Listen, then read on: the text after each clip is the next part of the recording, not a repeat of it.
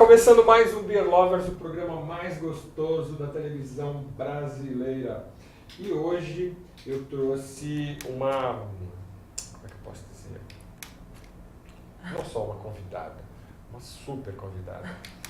Eu trouxe a Carol Oda, que além de outras qualidades que ela tem de ser uma mulher muito bonita, ela é uma grande sommelier de bebidas, né, com especialização em cerveja. Então a gente vai falar um pouco dessa especialização que ela tem em cerveja, falar um pouco de bebidas no geral, né? E falar um pouco da profissão de sommelier, né? Que é o profissional que normalmente se especializa em alguma bebida, óbvio que ele tem que conhecer um pouco de tudo, mas ele se especializa em alguma bebida e é um profissional onde grandes restaurantes te contratam para você ser aquela pessoa que vai indicar a melhor bebida para acompanhar um prato, para você trabalhar numa grande importadora de bebidas. Normalmente um sommelier é contratado para ajudar na escolha das bebidas. Então a gente vai falar um pouco dessa profissão tão ruim de se fazer, né? Imagina que coisa chata ficar experimentando bebida o dia inteiro. Ah, se fosse assim. Então, Carol Oda. Olá, boa noite. Boa noite. Eu queria... Primeira coisa que me vem é o fato de repente, uma mulher que trabalha com cerveja. Não é uma coisa muito comum, né? As mulheres ainda... É óbvio que isso já está mudando bastante, mas ainda tem uma certa restrição com relação à cerveja, principalmente, por ser uma bebida que ainda nem todo mundo conhece direito, né? Sim, tem esse conceito do amargor, que é um conceito ainda... É restrito, né? Mas a imagem é isso. Muita gente fala não gosta de cerveja, porque cerveja é amarga, né? Não é por isso. Mas é diferente, mas já tem muita mulher. Então no meio não fica um negócio estranho, principalmente porque as primeiras, uma das que estão há mais anos nessa profissão, são mulheres. Então tem algumas assim que já ajudaram a abrir o caminho. Então hoje em dia ninguém estranha tanto. Nos cursos hoje em dia você olha, tem muita mulher, não é mais aquele... Clube do Bolinha, né? Aquele clube do Bolinha, né? Tem bastante mulher já fazendo isso. E é engraçado, tem umas que vão porque o namorado gosta e quer ter prazer pra ir junto. O cervejeiro apaixonado, ele às vezes quer ir todo sábado num bar de cerveja. Com certeza. Aí a menina tem que acompanhar. Aí ela fala, deixa eu estudar, pelo menos eu entender também. Mas é legal, eu gosto, assim, todo mundo pergunta, tem que ter preconceito. Preconceito profissional nunca senti, mas eu senti mais um preconceito pessoal, assim.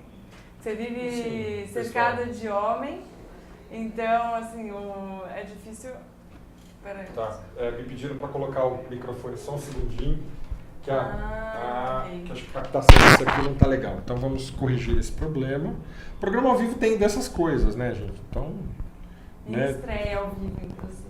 A sua estreia ao vivo. Deixa eu colocar o meu microfone aqui. Não. Eu sempre apanho desse microfone. Isso, aproveita, fica mostrando. Eu tentando colocar o microfone aqui, porque é bem divertido. Realmente é bem divertido. Não, de novo não foi. Oh, meu Deus, eu estou descoordenado hoje. Agora eu entendi por que ele não estava indo. Estava prendendo no cabo. Bom, tá, eu vou ficar assim, pronto. Tá. Fica mais fácil. Então, mas nesse sentido pessoal, que eu digo assim, você vive cercada de homem. Então, é difícil você conseguir arranjar um namorado que entenda isso. Que às vezes ele vai te buscar no trabalho e tá você e 10 caras numa mesa de bar bebendo cerveja. Tá. E aí quem olha também de fora, fala, essa menina vive cercada de homem. E acha que é super fácil arranjar namorado, você tem que estar pegando geral, assim. Tá. Esse preconceito eu sinto, assim, mais pessoal do que... Não é uma questão de profissionalismo, por cerveja ser coisa de homem, isso não. Mas sempre tem essa coisa de... Parece que tá uma avulsa ali no meio. E é engraçado, porque na verdade não é, assim... Os cervejeiros, não sei quanto tempo você está convivendo com eles, mas eles são assíduos, assim, o assunto é cerveja. Exatamente. Eu falo, gente, eu juro que o assunto é cerveja. Sempre é cerveja. Você vai em evento de cerveja, então eu falo assim, ninguém se pega aqui, assim. Exatamente. O povo só fala de cerveja. Exatamente. Como que as pessoas estão bebendo e você não vê ninguém pegando ninguém, assim.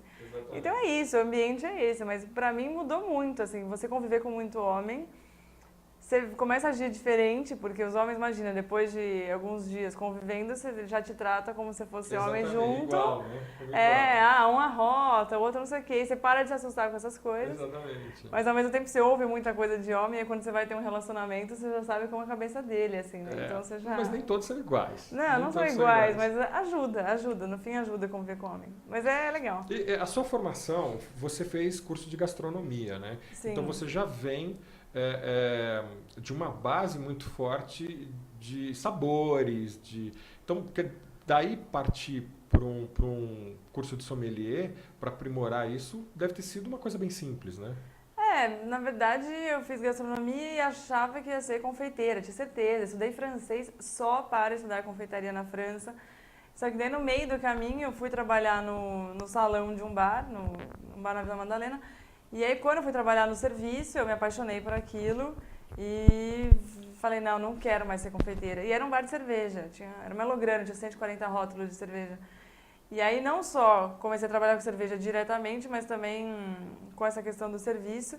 Mas antes também já tinha começado a trabalhar como assistente da Silene Saurin, que foi uma das primeiras sommeliers do Brasil. E aí eu tinha 17 anos, na verdade, o primeiro bico que eu fiz com a Silene, então eu nem poderia estar bebendo, teoricamente. Mas aí a cerveja caiu na minha vida sem querer. E aí eu fui associando, mas quando eu fiz gastronomia, nunca imaginei que eu fosse trabalhar com cerveja. Mas hoje em dia me ajuda demais, principalmente nessa questão de harmonização. Tá. Eu sempre falo para as pessoas, não existe uma pessoa que entenda de cerveja e queira ser bom em harmonização se você não gostar de comer. Para você conversar com o chefe, o que ele vai ter que mudar, põe mais esse tempero, tira desse. Os métodos de cocção, porque uma carne assada é diferente de uma carne frita, de uma carne grelhada. Então, isso ajuda muito na conversa com o chefe, para falar de harmonização é muito mais rápido. Então, quer dizer, o profissional, a gente já entrando no assunto do profissional sommelier, quando ele é contratado por um restaurante, ele também mexe no cardápio para poder adaptar as bebidas que o restaurante oferece para harmonizar direito com o prato. Olha, acho que isso pode ser que aconteça, pode ser que... Eu nunca passei por isso, mas acho que é totalmente viável, assim, num evento é muito fácil. No evento, sim. No evento, às vezes, você prova o prato e fala, chefe, eu preciso que você coloque mais queijo nesse caso. Mas acho que num restaurante, para você mudar de vez um cardápio, eu acho que é mais difícil. Mas em evento é super comum isso. Tá. Você prova e fala, não dá, mais leve, mais forte e vai regulando. Como é que funciona um sommelier dentro de um restaurante? Um cliente chega, pede um prato e aí ele fala, olha, eu gostaria de uma bebida para acompanhar. E ele pede uma sugestão. Aí o sommelier vai à mesa para indicar quais são as opções dele para acompanhar aquele prato que ele pediu.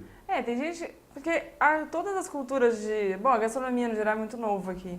Então pouquíssimas pessoas conseguem escolher um vinho, conseguem escolher uma cachaça, conseguem escolher uma cerveja. Então você usa esse profissional para te ajudar. Você chega às vezes num lugar, tem 200 rótulos, que seja de vinho, de qualquer coisa. Você fala, como que eu vou escolher isso agora? Tá. Então o sommelier vem e te ajuda a escolher. Se você quiser harmonizar, ele vai te ajudar a harmonizar. E também ele tem que ter uma noção de serviço. E aí também ajuda o restaurante montando a carta, vendo logística, as taças, a geladeira, a temperatura. Você tem que entender da operação do restaurante, se você estiver lá dentro, né? Não é só simplesmente sugerir. Okay. Tem um monte de coisa a ver. Desde você tem que olhar a lavagem de copo, onde estão guardados esses copos, qual que vai ser o fluxo disso, não dá para o copo ficar lá, a geladeira fica aqui. Então, a função é mais abrangente do que não é simplesmente só... chegar lá e falar assim, olha, toma essa cerveja com esse prato que está perfeito, não é só isso. Não, raramente isso vai acontecer. Pouquíssimos restaurantes você encontra um cara que só faça isso. Normalmente, esse cara também tem que ajudar no serviço.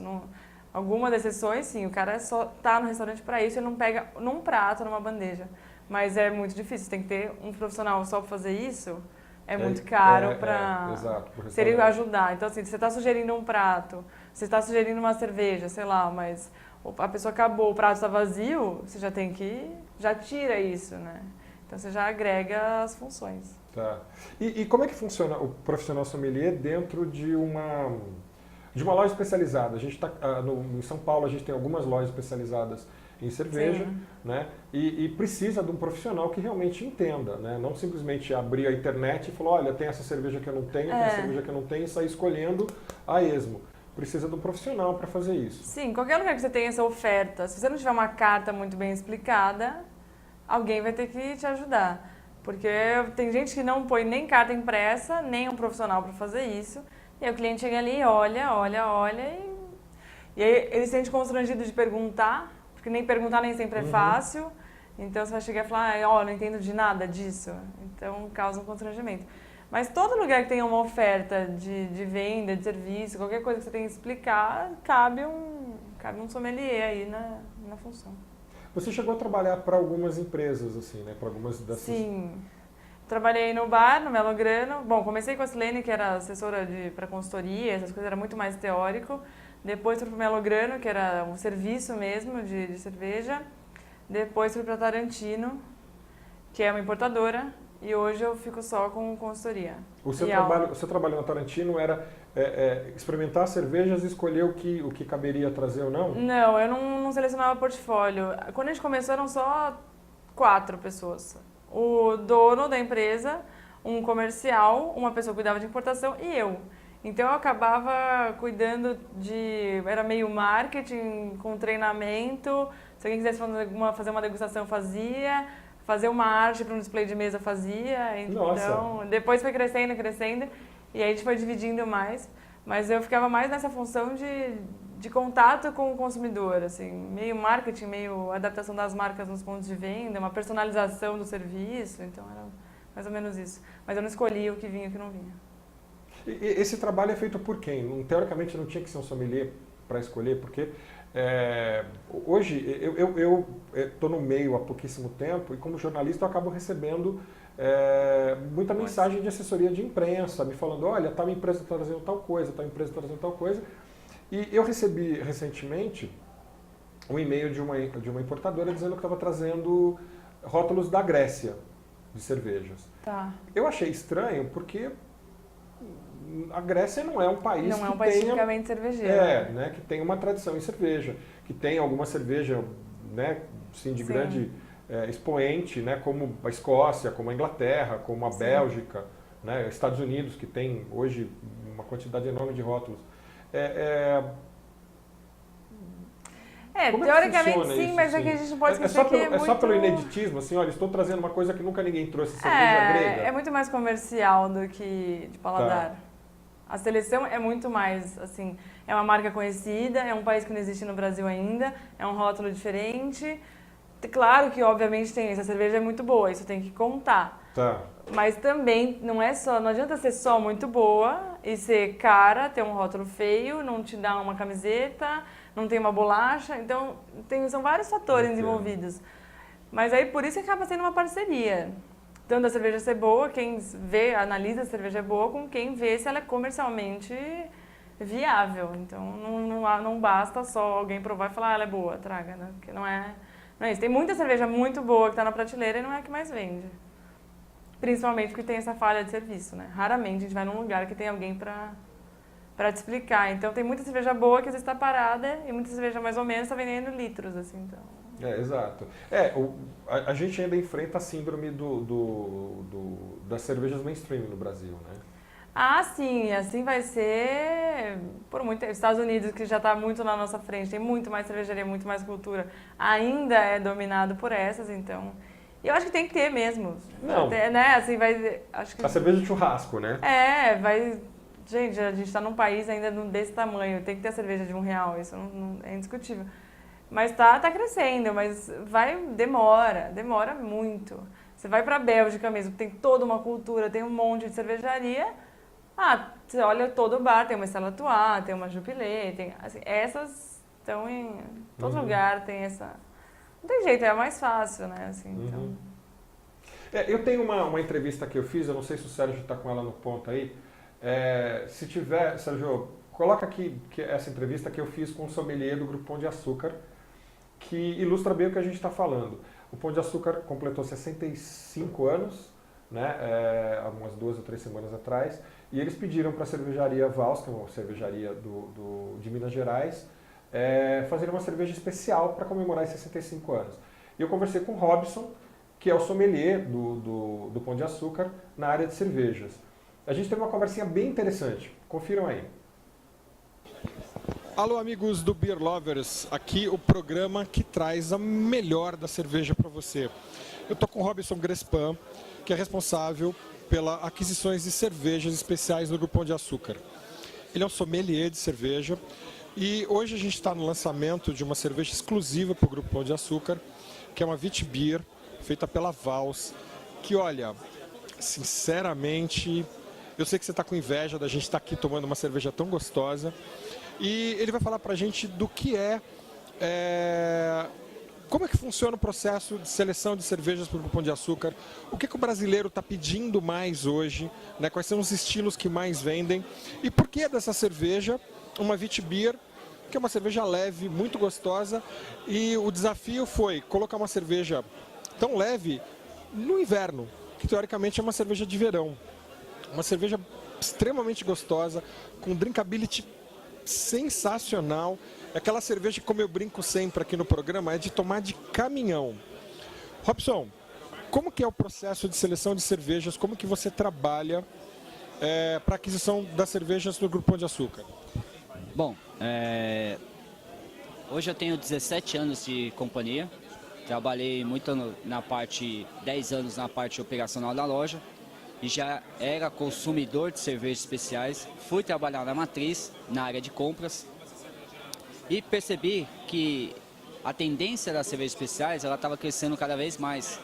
Porque o cliente começou a viajar mais, degustar a cerveja fora e queria encontrar nas lojas de Pão de Açúcar.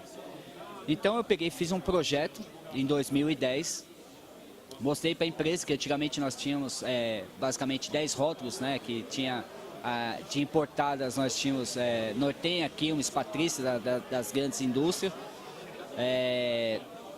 a Weissteiner, a Edgar e a Oetker. Então o que acontece? Eu fui lá, falei assim, vamos desenvolver, quero saber como que faz esse meio de cervejas especiais, porque hoje você tem que selecionar alguns rótulos, até mesmo por clusterização e bairro.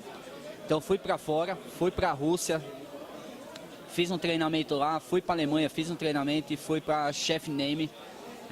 Fiz um treinamento lá também e acabei trazendo até mesmo para o Brasil Spitfire, Bishop Fingers, uma cerveja orgânica.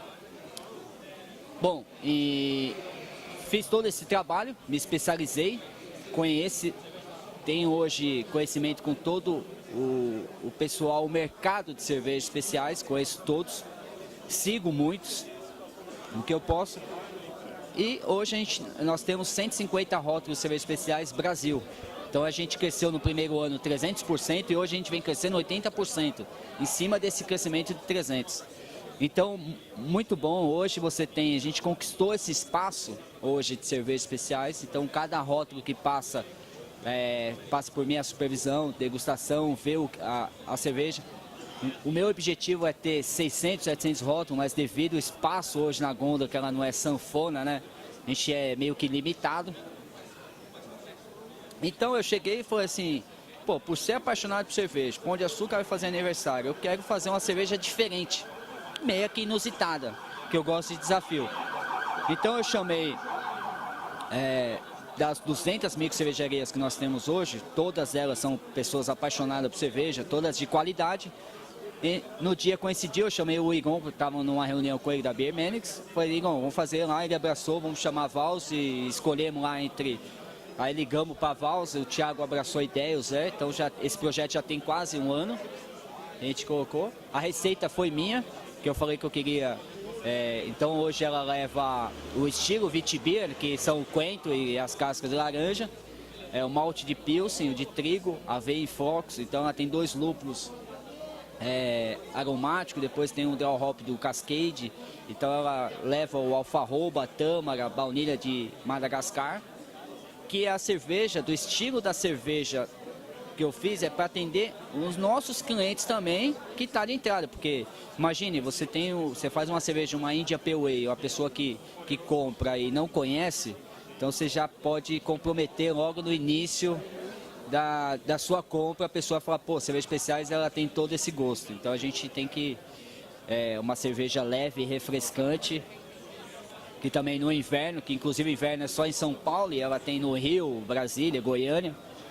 Então ela ficou esse sucesso todo mundo está gostando, tá? Ela bem, o alfarroba ele traz aquele aveludado, aquela espessura, baunilha, tem aquela explosão aromática. Para quem não toma cerveja, você apresenta essa cerveja, ela vai gostar. Sem sombra de dúvida, eu tomei o primeiro gole aqui e me apaixonei.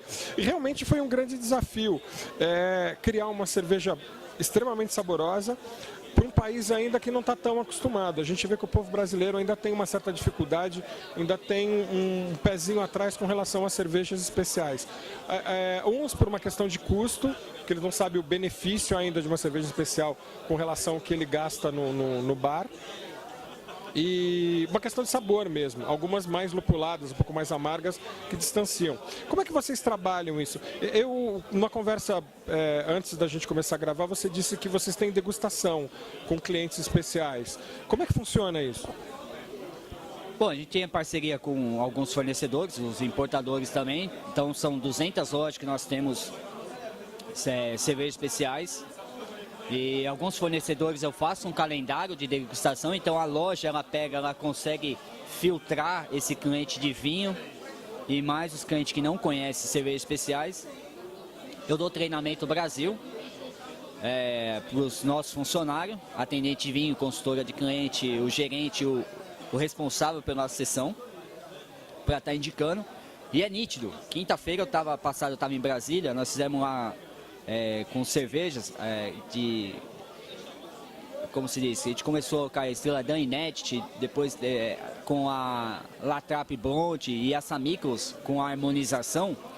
Vendemos, a loja no mês vendia 5, 6 Samicos, no dia vendeu 60. Porque o cliente sabe, quando ele tem a história, a informação, que é toda uma cerveja, a tradição, a cultura, que é feita um ano para degustar no outro ano, fica envelhecendo, ele compra, porque ele gosta de informação. Então a gente temos líderes em kits, que vem os kits de cerveja, então alguns kits são até mesmo orientados por mim para fazer embalagem, para trazer mais informação possível. As gargalheiras a gente tenta colocar o estilo de copo, temperatura para tomar, porque o cliente ele dá de cara com a gôndola, ele fica perdido. Se você fala uma história igual da Delírio Tremes, que tem toda uma história por trás, que está quase na última fase da abstinência, que o cara começou a ver elefantinho rosa, jacaré, o cliente gosta, ele leva para casa para ele contar a história e compartilhar com as pessoas. Então esse trabalho de degustação e harmonização na área de venda, e às vezes é feito até mesmo no café da loja.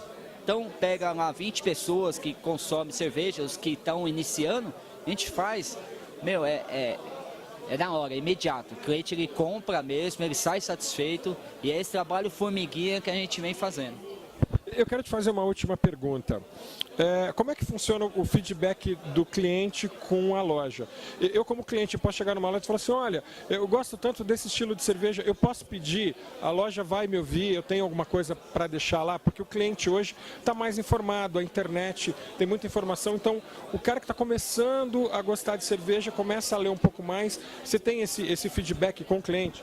Sim, hoje nós temos a casa do cliente, que o cliente ele elogia, critica, pede algumas solicitações, a gente liga para o cliente, tem uma equipe já que liga para o cliente, se ele pedir uma cerveja que não tem em linha, até mesmo que o fornecedor não tem capacidade de atender a nossa demanda, então a gente dá esse feedback para o cliente, a gente fala assim, olha, assim, a gente não consegue essa cerveja X, por até mesmo tal, mas você encontra em outros lugares, tal, a gente até indica. E temos o Facebook do Pão de Açúcar e o Twitter do Pão de Açúcar. Então a gente... Pode deixar. A gente tem... o Facebook é o Pão de Açúcar e o Twitter também é @Pão de Açúcar. Então todas as informações ele passa e chega até no meu e-mail. Então eu dou o retorno. Então tem essa equipe que liga para o cliente e dá o retorno para ele, positivo ou negativo. Bom, Robson, eu só tenho a agradecer, né? Eu como consumidor de cerveja, parabenizá-lo pelo trabalho e parabenizá-lo por essa fantástica lançamento que é exclusivo do Grupo Pão de Açúcar. São todas as lojas que receberam essa cerveja ou não? Então, como a gente fez uma produção de 1.400 caixas, a gente fez São Paulo, Paraná, Rio e Centro-Oeste, exceto o Nordeste, que a gente não consegue até mesmo atender as lojas do Nordeste. Então, todas essas lojas, a partir do dia 1º, já vai estar na área de venda. E corram, porque tem 1.400 caixas para 150 lojas, então vai acabar rápido, é uma edição limitada. E ganhei até um... Por favor, eu queria que você mostrasse uma placa lindíssima que você recebeu. Olha que coisa linda. Uma placa, estou muito contente com esse projeto e o Pão de Açúcar ele tem ajudado muito essa cultura de cerveja, que hoje é igual o vinho há 10 anos atrás, e eu acredito muito nessa categoria de cervejas especiais, está crescendo a cada dia, e o consumidor hoje ele está buscando novos rótulos, se aventurando mais, e é diferente do vinho, né? Do vinho ele tem um vinho, uma uva que ele gosta, ele só compra essa, a cerveja especial não. E o bacana das cervejas especiais, que o cervejeiro, ele toma uma cerveja do concorrente dele, entre aspas, que não tem concorrência, e elogia. Então, essa família da cultura cervejeira, hoje a gente tem pessoas, eu acompanho muito, eu leio muito cerveja especial, e o que eu puder contribuir com essa cultura cervejeira, com certeza eu vou estar levantando a bandeira lá para estar contribuindo. Meus parabéns, Robson. Parabéns pelos 65 anos do Grupo Pão de Açúcar.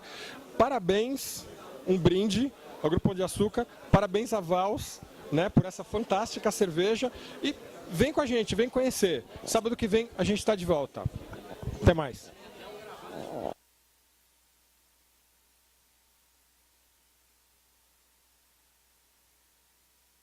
Andou tomando cerveja, né, gente? Mas, olha, essa cerveja é realmente muito gostosa. Ela vale a pena. Ela vale o que ela custa. Ela está custando, acho que R$15 na prateleira do Pão de Açúcar. É exclusiva do Pão de Açúcar, você não vai achar ela em lugar nenhum. É uma Vite, né? Uma cerveja super saborosa. Ela tem um toquezinho no final, assim, cítrico, que é bem gostosinho. É uma cerveja para você tomar, como a gente brinca aqui, de tomar de caminhão, assim. Uma cerveja, eu tomei, vamos deixar para lá, não vou contar isso para vocês não. Né? Mas é uma cerveja muito gostosa. E vocês conheceram um pouquinho do que o profissional sommelier faz. No caso do Robson, ele trabalha no Pão de Açúcar, ele contou já há vários anos, e assumiu essa posição de comprador de bebidas com especialização em cerveja. E o nosso papo de hoje, para quem pegou a gente agora, eu estou falando com a Carol Oda, que, entre outras qualidades dela, ela também é sommelier de cerveja. Você chegou a exercer a profissão de chefe de cozinha? Apesar de ter sido formada, você chegou a trabalhar com cozinha? Eu fiz muito estágio, mas trabalhar mesmo, assim, ser contratada para um restaurante, não. Mas eu fiz bastante estágio e hoje em dia eu ainda trabalho assim, em alguns eventos, ajudo. Eu posso assessorar um chefe, mas eu não vou mais. Porque cozinha é um negócio que você perde muito. Não é igual andar de bicicleta. Não é? Você perde a mão. Uma coisa que antes você fazia em 15 minutos, hoje em dia você leva 1 hora. Você perde a velocidade, perde a agilidade. Então, ainda eu fico só ajudando, mas ainda eu gosto muito disso. Queria voltar até a cozinhar mais. A gente estava conversando lá fora, você disse que o sommelier é uma coisa muito maior do que a gente vê hoje no Brasil, né? O sommelier é uma pessoa entendida em bebidas no modo geral, né? Ela tem que entender de tudo, aí você parte para uma especialização, né? Aí você vai para cerveja, para cachaça, para vinho, para whisky, né? Como é que funciona? Você faz um curso básico, onde você vai aprender aromas, sabores das bebidas e depois, daí para frente, como é que é o mercado, como é que funciona? Você sai batendo na porta e fala assim, olha, eu sou sommelier e quero um emprego? Mais ou menos, né? Hoje em dia está parecendo que é isso. Mas se você pegar, por exemplo, os principais cursos de sommelier, tem a ABS, tem o Wine Spirits, que é você tem que terminar o curso na Inglaterra e tal. Esses cursos de sommelier são vários módulos, você aprende desde água até charuto, tudo, assim. As provas são dificílimas e assim, até o da ABS, se não me engano, são 3 módulos, então demora 1 ano e 8 meses, 1 ano e meio para terminar o curso. Só que hoje tem os cursos paralelos, então tem curso de sommelier de cerveja, tem curso de sommelier de cachaça, E aí parece que as pessoas se colocam em categorias, assim, diferentes, porque o cara que faz um curso da ABS, por exemplo, ele fica 2 anos lá pra pegar o título. Aí tem curso que você fica 3 meses e pega o título também. E aí fica essa... E aí o mercado hoje está muito bagunçado nesse sentido. A função sommelier, até por etimologia, vem desde do francês, tinha a ver com burro de carga, que carregava as bebidas. Aí virou o profissional que era responsável pelas bebidas nos banquetes. Bom, aquela época, que daí não cheguei no final das refeições. E aí entra o charuto também por causa disso. A hora que terminavam os jantares, iam para aquelas salas separadas, e aí até os vinhos de sobremesa, tal, os charutos. Então, por isso que o sommelier ficava responsável por tudo isso. E aí eu, teoricamente, um profissional do serviço. Então, assim, veio da história de quem carrega a bebida, quem serve a bebida.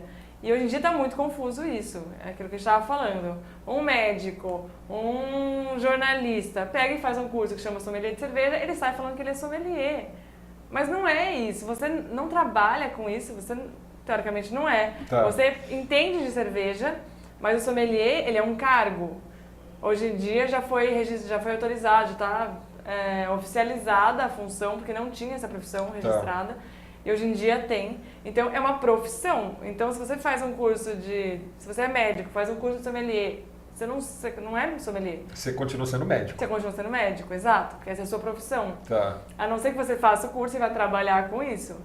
E aí, não estou nem querendo dizer quanto tempo de curso, mas você tem que trabalhar com isso. Só entender de cerveja, aí é que o termo não pegou. O termo enólogo, enófilo pegou, que vem, né, do eno. Na cerveja que seria o zito, zitólogo, zitófilo, não pegou.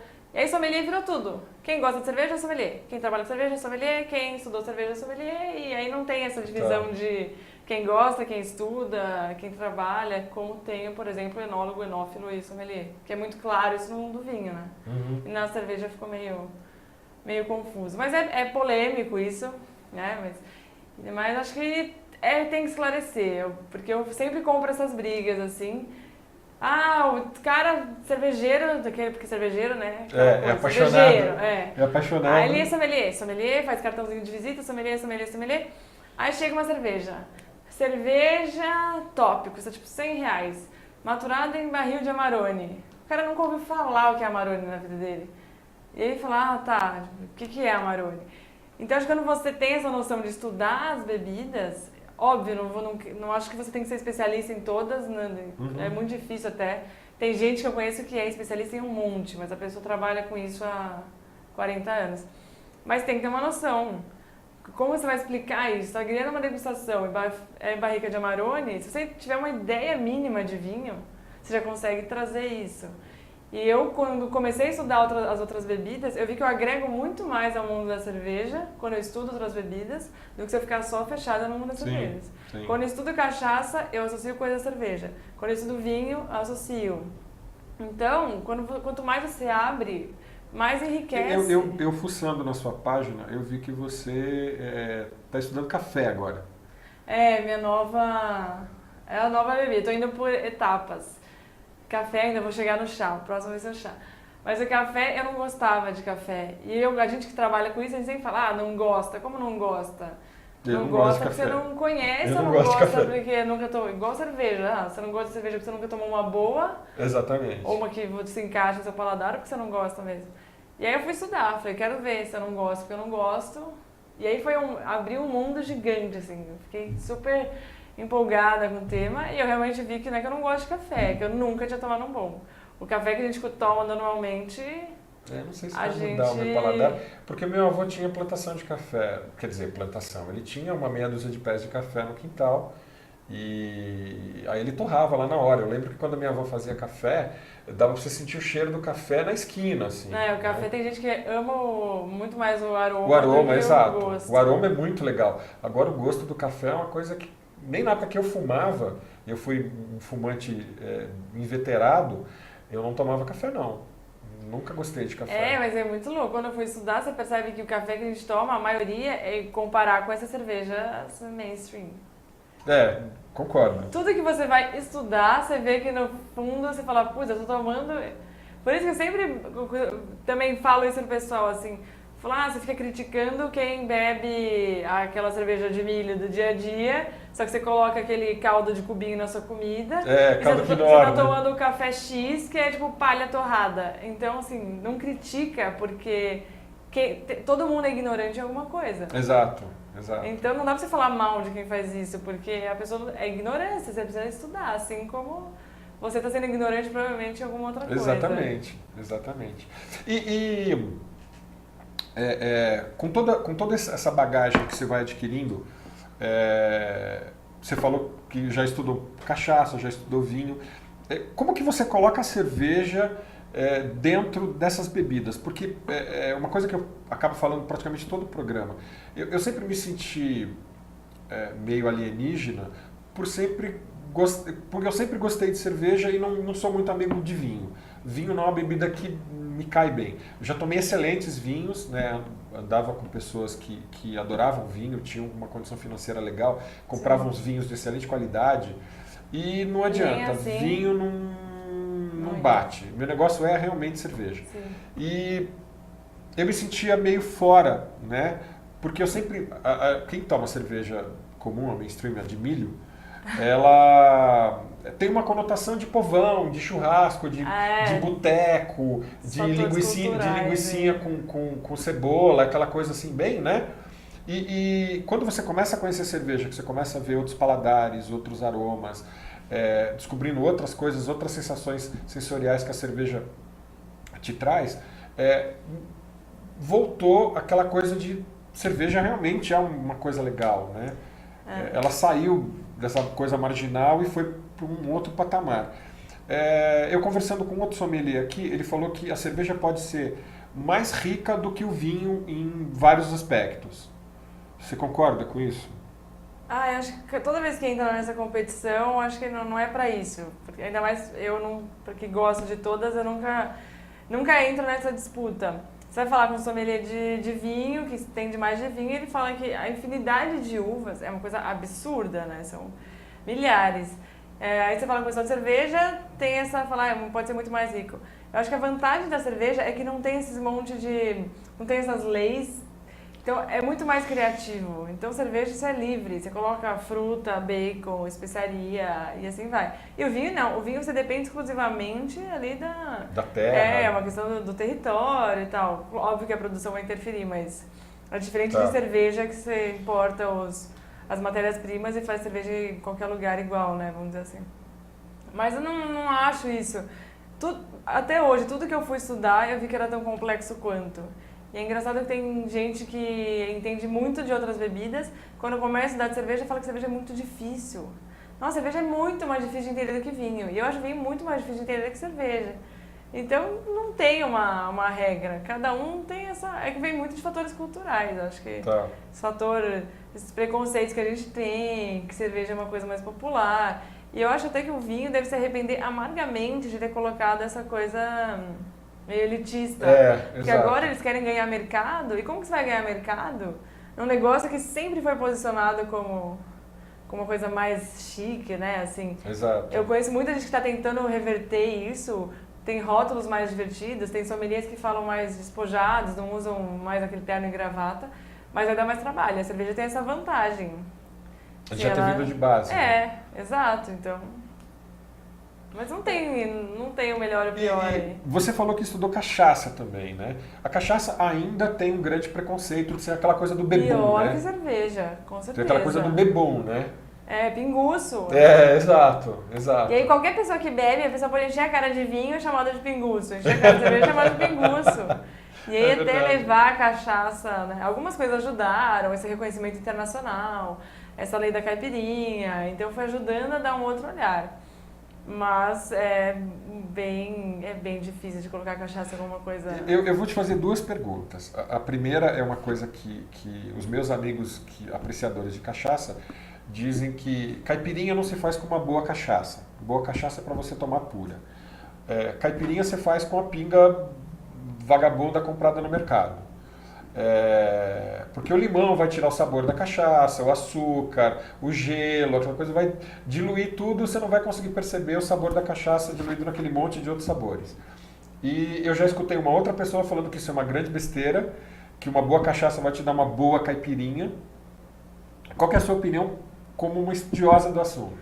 Assim, não sou super estudiosa, mas Sim. eu já fui até numa aula exclusiva de caipirinha. É um assunto super polêmico, porque tem a lei, caipirinha é cachaça, limão, açúcar e gelo. Então não existe isso de caipirinha de morango, caipirinha de saquê, isso não existe. Por lei isso é proibido.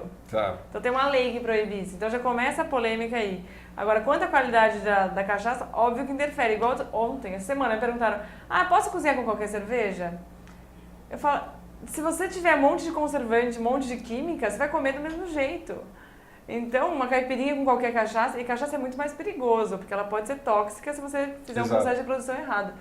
Então, não. Se ela tiver um produto tóxico, não, mas na caipirinha mata o gosto? Mas e o resto que você está provando? E faz diferença sim. O pessoal tem esse preconceito de pegar, cachaça envelhecida não serve para caipirinha.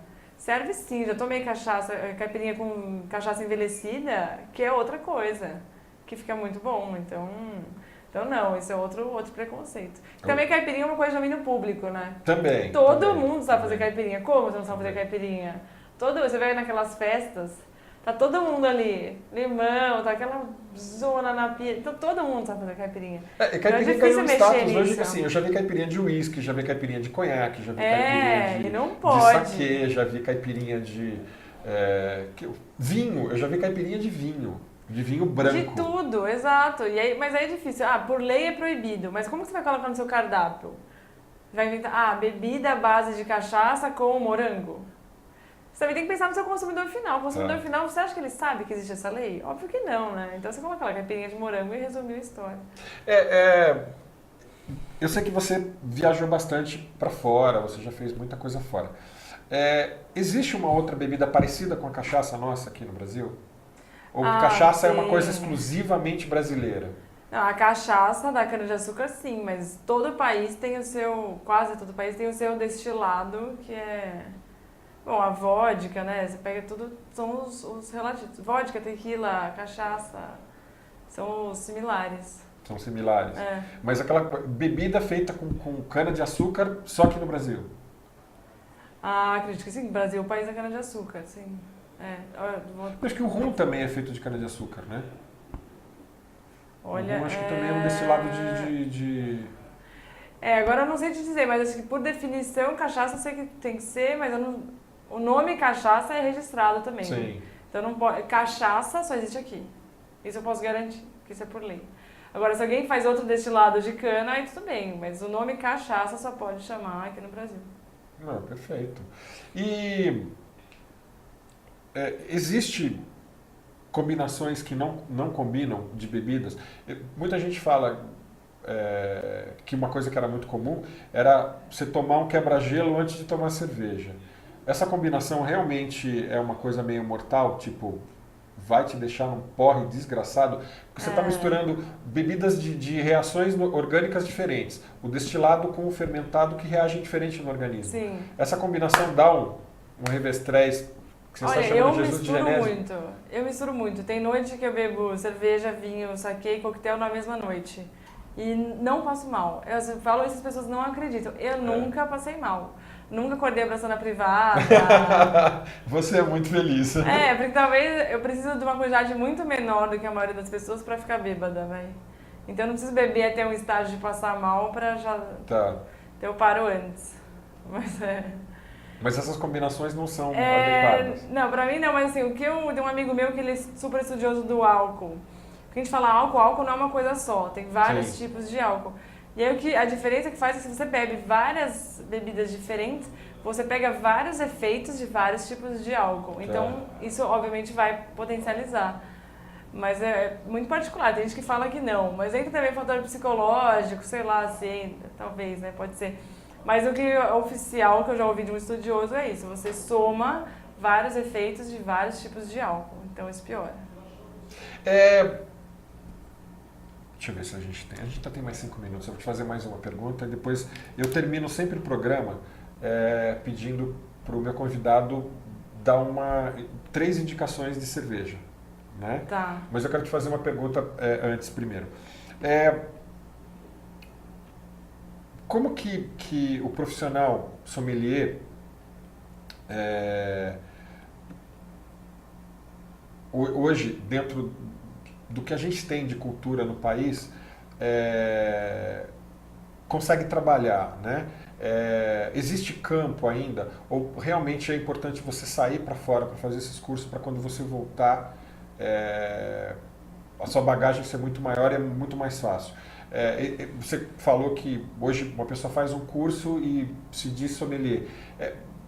Está abrindo um espaço maior para esse profissional?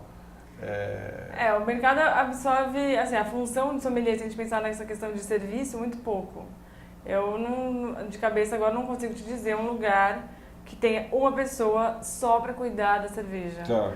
Pode ser que tenha um sommelier, que é o mesmo cara que entende todas as bebidas, mas ainda são poucas as pessoas que saem desses cursos para trabalhar em salão, vamos dizer assim, dentro de um restaurante, um bar, como serviço. Mas tem também. Mas muito desse pessoal está sendo absorvido pelas importadoras, vai para a parte comercial, que daí o próprio cara que vende é o próprio cara que treina, então você soma essas funções.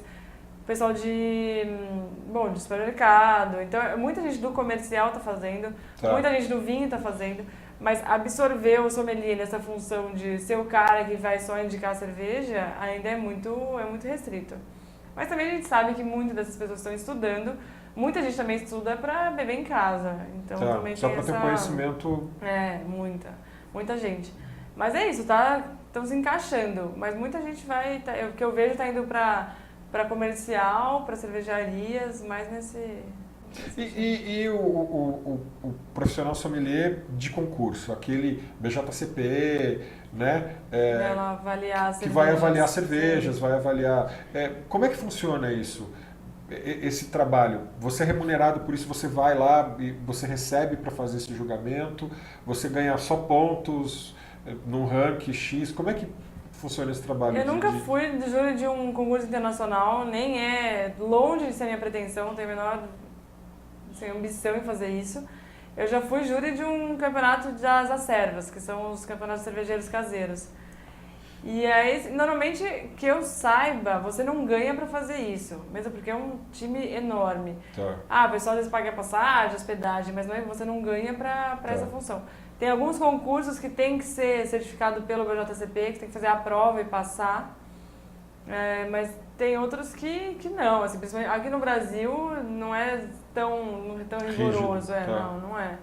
Geralmente quem organiza, quem convida as pessoas.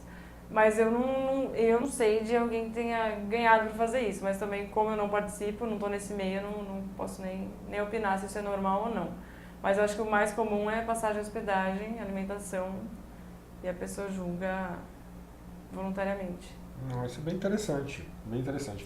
Eu queria terminar pedindo para você dar 3 indicações de cervejas.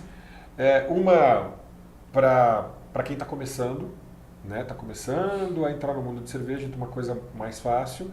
Uma para quem já está indo para uma coisa, já está achando outros aromas e outros sabores.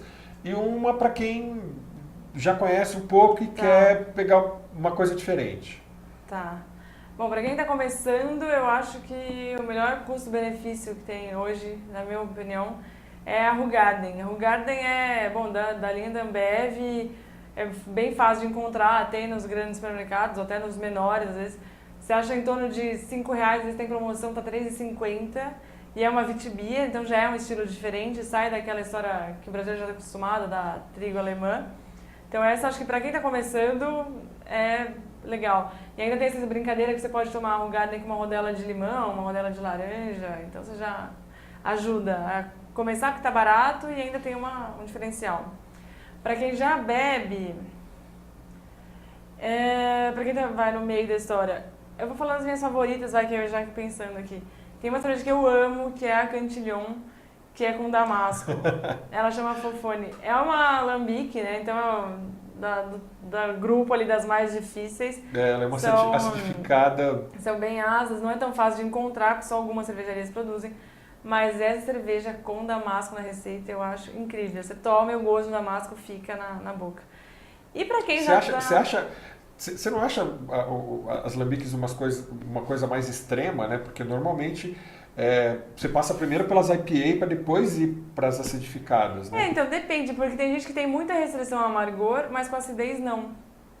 Então às vezes tem leigo, tem gente que não estuda nada disso tipo a Crick comigo. é muito facinha de beber, né? E como ela tem damasco e uma alambique original, assim, uma cantilhão, ela não é essa coisa menininha, né? Porque também tem essa história, cerveja com cereja é coisa de menina. Essa com damasco já é mais... Eu tomei uma cantilhão, mas sem fruta. Eu tomei a cantilhão... Mas ela é extrema nesse sentido porque ela é mais diferente. Mas como ela não vai para amargor, tem muito leigo que prefere, que vai mais para acidez. A gente também tem uma brincadeira, assim, começou isso, que eu saiba, começou com o Cássio do Frangó, de colocar as lambiques em decanter, que daí ela sai aquele primeiro aroma animal bem forte, assim, dá uma acalmada.